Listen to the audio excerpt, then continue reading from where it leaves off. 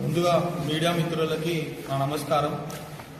ఇక్కడ global engineering college Moinabad లో ఒక విద్యార్థి డిస్కంటిన్యూ చేస్తా అని చెప్పిన తర్వాత కూడా ఒక విద్యార్థి సర్టిఫికేట్ ఇయ్యనంటే Telangana state council of higher education నుంచి సెక్రటరీ గారి దగ్గర నుంచి లెటర్ తీసుకొని వచ్చింది విద్యార్థి లెటర్ తీసుకొచ్చి ఇక్కడ సబ్మిట్ చేసినప్పటికీ 12/1/2026 తారీఖు రోజున ఈ letter Telangana state council of higher education నుంచి రిలీజ్ అయితే ఇప్పటి వరకు వీళ్ళు స్పందించకుండా సర్టిఫికేట్ ఇస్తామని చెప్పకుండా గత 20 రోజుల నుంచి ఎవ్రీడే విద్యార్థి ఈ కాలేజ్ కి తిరుగుతున్నప్పటికీ నువ్వు సర్టిఫికేట్ ఇయ్యం, నువ్వు ఏం చేసుకో. కోర్ట్ గైడ్ లైన్స్ క్లియర్ గా కోర్ట్ ఆర్డర్ ఉంది, తెలంగాణ గవర్నమెంట్ లెటర్ ఉంది.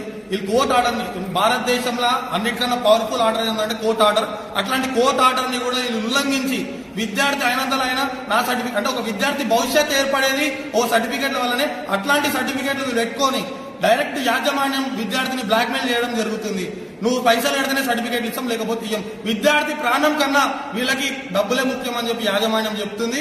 విద్యార్థి ఏం చేసినా కూడా సర్టిఫికేట్లు ఇవ్వమని చెప్తుంది. అంటే ఇలాంటి తెలంగాణ రాష్ట్రంలో ఇట్లాంటి విద్యా సంస్థలు బంద్ చేయాలని చెప్పి కూడా మేము ఈ సందర్భంగా తెలియజేస్తున్నాం. వెంటనే ఇప్పుడు జీశాన్ సార్ అంటారంట, నువ్వు విద్యార్థివి, నీ మీద కేసు వేస్తే నీ లైఫ్ పాడవుతుంది, నా మీద ఆల్రెడీ 9 కేసులు ఉన్నాయి, అయితే నా మీద ఇంకో కేసు అయితే తప్ప నాకేం ఒరిగేది లేదు. నువ్వు లీడర్లను తీసుకొస్తే సర్టిఫికేట్లు వస్తాయని అనుకోవడం భ్రమ, కానీ ఆ సర్టిఫికేట్లు రావనే విధంగా ఈ యాజమాన్యం హెడ్